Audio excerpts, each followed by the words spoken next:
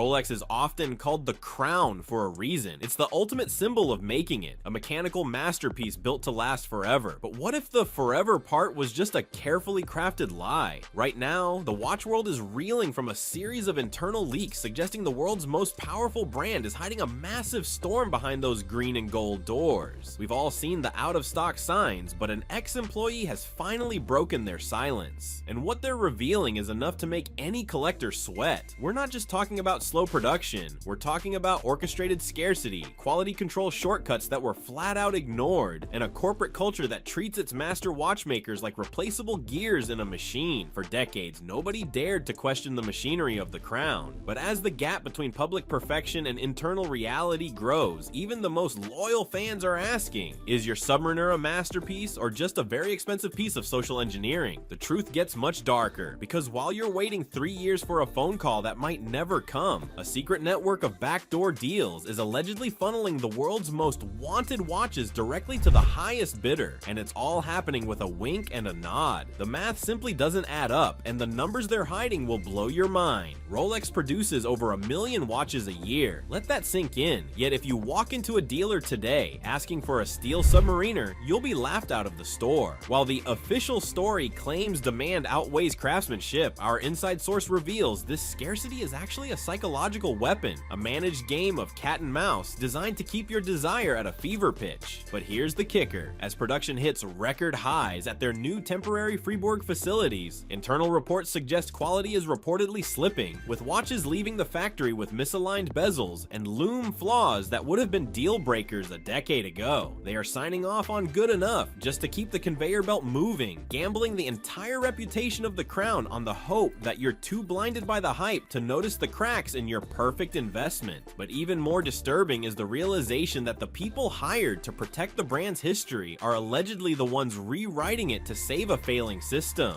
Rolex's prestigious Atelier de Restauration is supposed to be the holy grail for rare watches, but in 2025 and 2026, evidence has surfaced that period correct is now just a suggestion. Experts like Perezcope have caught the crown's own facility certifying Franken-watches, mismatched disasters of fake engravings, and swapped parts that never should have left the workbench. Imagine dropping 6 figures on a vintage Daytona Oyster Sato because it has official Rolex paperwork, only to find out the brand effectively laundered the watch's history through their own service system to wash away its questionable past. For a company that measures precision in microns, being unable to identify its own manufacturing history is a massive red flag that is currently shaking the collector market to its core. In one explosive case, Rolex's own restoration estimate provided a production year that was off by nearly 2 years, an error that would be laughable if the stakes weren't so high. Critics now argue that this isn't just a mistake, it's a dangerously inept system that provides a legal shield for fakes to enter the high-end auction circuit. When the brand's own documentation fails, the entire vintage market collapses, leaving unsuspecting buyers holding certified pieces that the market may soon reject as junk. The silence from Geneva is deafening, and it leaves one terrifying question. If the crown can't even tell the truth about its own history, how can you trust anything they tell you about the watch on your wrist? But if you think the technical failures are bad, the human cost hidden inside the factory is even more explosive. The image is quiet, Swiss calm. The reality inside the World Service Department is a toxic pressure cooker. According to the Union, conditions have deteriorated into a cycle of harassment and mobbing. We're seeing a shocking surge in stress-related illness and burnout among the very watchmakers tasked with your watch's precision. When one employee tried to blow the whistle, he wasn't protected. He was offed from his position. Retaliation was so blatant that the Swiss authorities had to step in. Rolex reportedly fought the oversight every step of the way, leaving their own workers feeling abandoned. It turns out the precision Rolex demands from its gears doesn't apply to how it treats its people. And while the workers were suffering, a multi-million-dollar racketeering scheme was allegedly unfolding at the retail level. While you're told to wait your turn, a federal lawsuit in Chicago exposed the gray market cartel. The allegations, a secret scheme to funnel inventory directly to resellers for massive under-the-table profits. The scheme was simple: bypass the 2-year waitlist and backdoor the Submariner to a reseller who pays a premium in cash. The reseller flips it on social media for double the price, and the store management takes a cut. Honest employees who tried to stop this weren't thanked, they were punished. Their hours were cut, and they were fired under the pretext of poor performance. It's a disgusting cycle where the people Rolex trusts to protect the brand are the ones most incentivized to destroy it. But perhaps the most cold-blooded move of all is how Rolex is quietly planning to turn your family heirloom into a worthless piece of metal.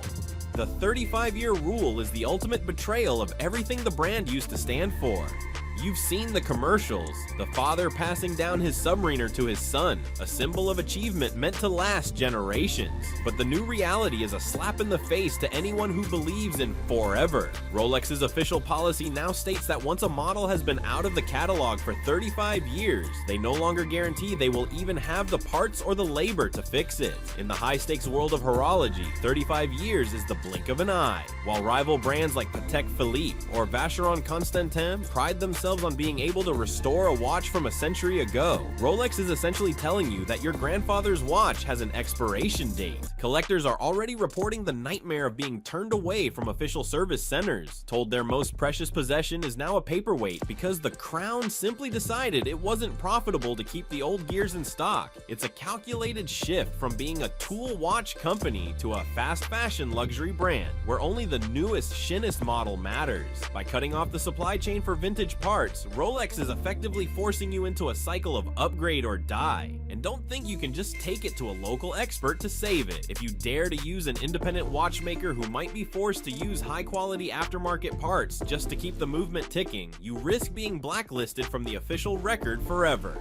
Rolex has reportedly moved to a scorched earth policy where any watch modified outside their walls is treated as tampered and stripped of its pedigree. They aren't just selling you a watch, they are selling you a subscription to their ecosystem, and the moment you stop paying their exorbitant service fees or your watch gets too old for their spreadsheets, they're happy to let it die.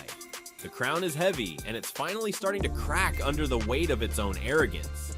Orchestrated scarcity, restoration scandals that launder fake history, internal labor wars, and gray market cartels all point to one thing: the dream of owning a Rolex is looking more like a sophisticated marketing trap. As we move deeper into 2026, the gatekeeping game is being exposed for what it really is: a psychological war on the consumer. Competitors like Omega and Grand Seiko are stepping up, offering the transparency, technical superiority, and actual availability that Rolex has abandoned in favor of hype. Rolex has spent decades building a wall of exclusivity around its brand, but that wall is starting to look more like a cage. If they don't fix the toxic culture inside their workshops and the shadow markets running their boutiques, the next generation won't just be unable to buy a Rolex, they won't want to. This isn't just about a bubble bursting, it's about the end of an era where a name on a dial mattered more than the truth. The era of the unreachable Rolex is meeting a generation that values transparency over status and engineering over engineering the market. For decades, the crown survived on the silence of its customers and the loyalty of its workers.